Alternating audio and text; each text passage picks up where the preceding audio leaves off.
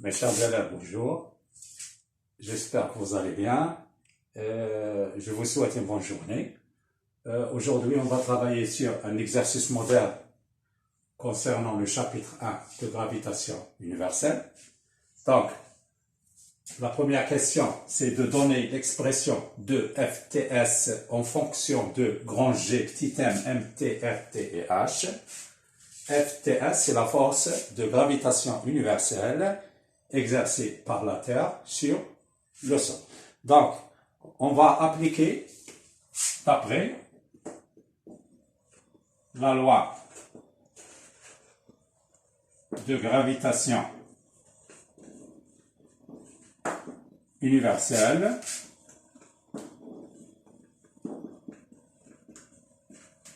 on a Ft, c'est-à-dire la force exercée par la Terre sur le corps S, égale à la force exercée par S sur T. On va l'appeler la force F, l'intensité de cette force, égale à grand G, c'est qu'on appelait tout à l'heure, c'est la constante de gravitation universelle, multipliée par la masse du corps S fois la masse de la Terre, divisé par D au carré. Avec D, c'est la distance, comme vous voyez sur le schéma, entre le corps S et le centre de la Terre. Ici, D correspond à la somme RT plus H. Avec RT, c'est le rayon de la Terre, et H, c'est l'altitude,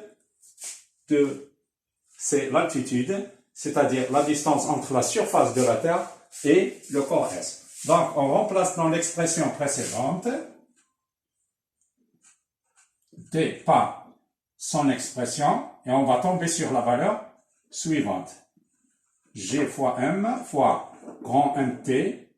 Donc, à la place de D, on va mettre RT plus H, le tout au carré. Donc, c'est ça ce qu'on appelle la force de gravitation universelle. Bien.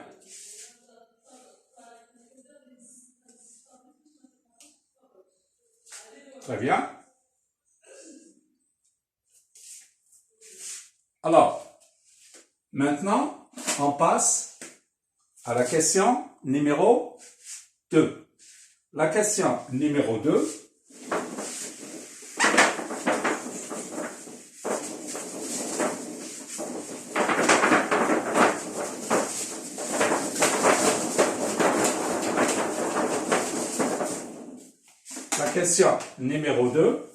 c'est de donner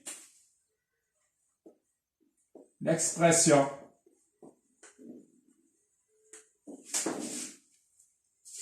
du poids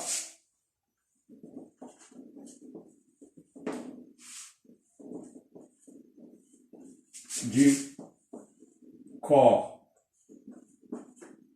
S en fonction de M et GH. Bien. Alors, l'année dernière, vous avez vu que on sait que le poids d'un corps, c'est-à-dire la force exercée par le centre de la Terre sur ce corps, vous savez tout ça, c'est M fois G. Mais nous avons dit que G, c'est une valeur qui dépend de l'altitude H. Une fois que l'altitude H varie, G varie. Donc, qu'est-ce qu'on va déduire? On en déduit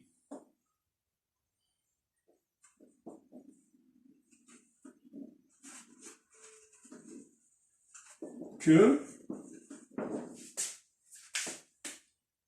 PH égale à M fois GH. Voilà. D'accord? Donc, le poids du corps S à une altitude H égale à sa masse multiplié par la constante de pesanteur, mais à une altitude H, parce que G, varie en fonction de H. Bien.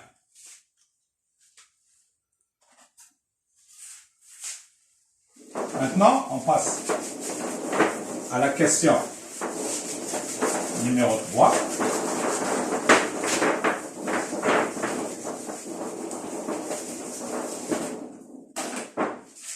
La question numéro 3, il nous a demandé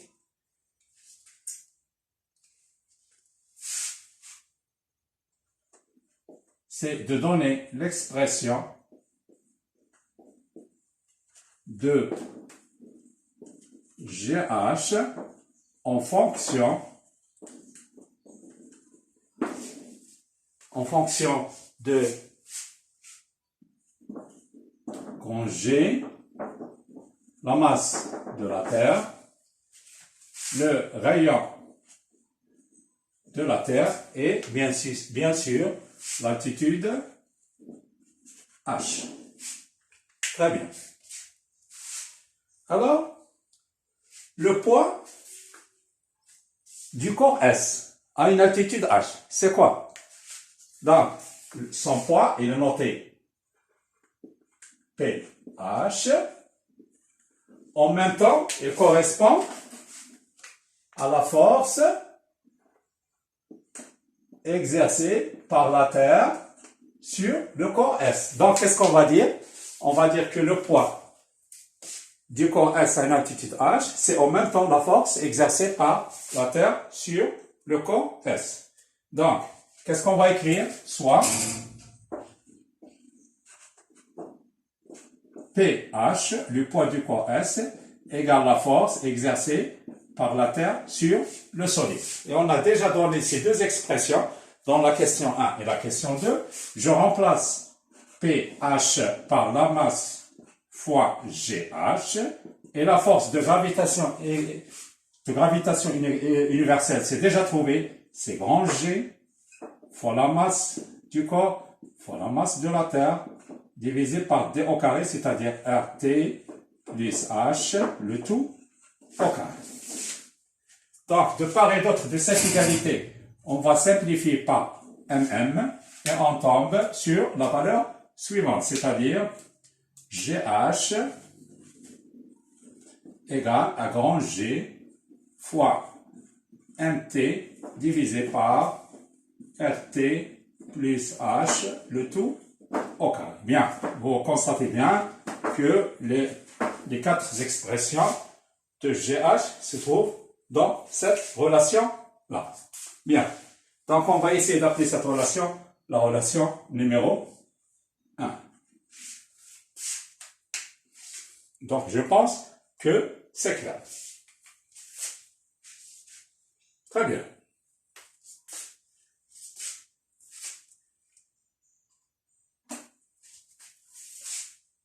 On passe maintenant à la question numéro 4.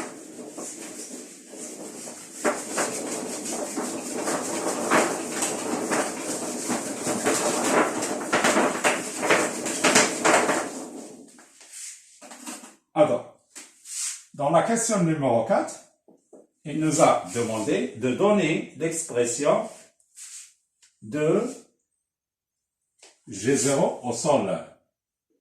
L'expression de la constante de pesanteur au sol. Très bien. Donc, comme nous avons dit tout à l'heure, que la constante de pesanteur change en fonction de l'altitude. Maintenant, on va poser le corps S sur le sol. Une fois que ça sera posé sur le sol, vous constatez bien que la valeur de H devient 0. Donc, au sol, on a H égale à 0. Donc, on va essayer de remplacer dans l'expression numéro 1, dans l'expression précédente,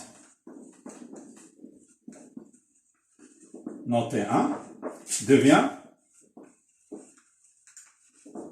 Donc, vous avez GH égale, qu'on a déjà trouvé, c'est, nous avons dit que c'est grand G fois MT divisé par RT plus H au carré.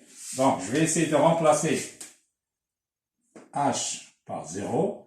Et dans l'expression, je remplace aussi H par 0. Et la relation devient G0 égale à grand G fois MT sur RT plus 0, c'est RT au carré. Donc, on va noter cette expression, l'expression numéro 2. Bien. Donc, je pense que les choses sont claires et simples. Alors, maintenant, on passe à la question numéro 5.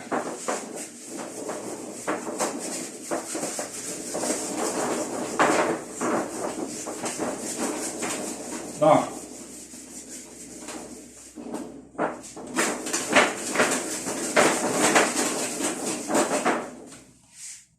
alors, la question numéro 5, il nous a demandé de donner l'expression de GH en fonction de G0, RT, le rayon de la Terre, et l'altitude H. D'accord? Bien. Donc, pour répondre à cette question, on doit utiliser les deux relations qu'on a déjà montrées tout à l'heure.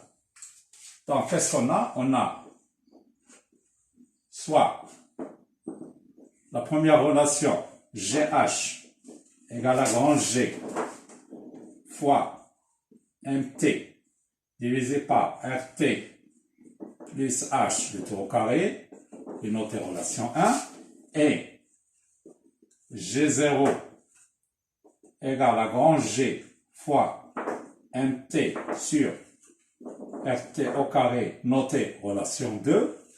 Donc, qu'est-ce qu'on va faire? Divisant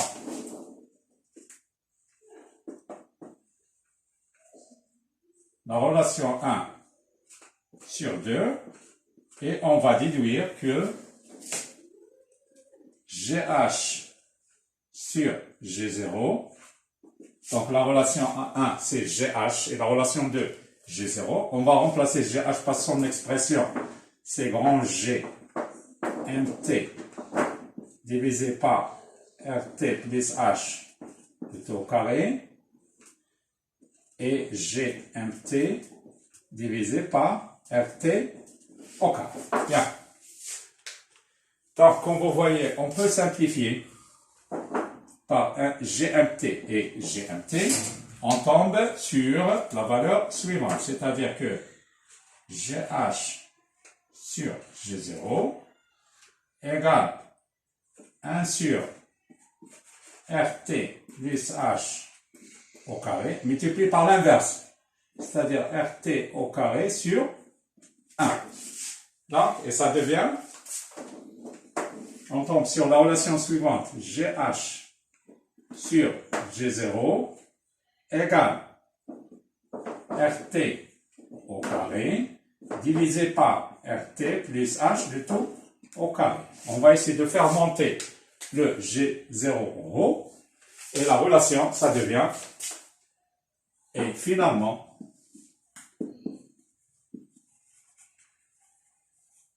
vous avez GH égale à G0 multiplié par RT au carré divisé par RT plus H de tout au carré. Et finalement, on a donné l'expression de GH en fonction de G0, RT et H. J'espère, mes chers élèves, que les choses sont très claires, et j'espère aussi que vous avez bien compris la tâche d'aujourd'hui. Donc, je vous souhaite encore une fois une bonne journée et à la prochaine séance. À bientôt.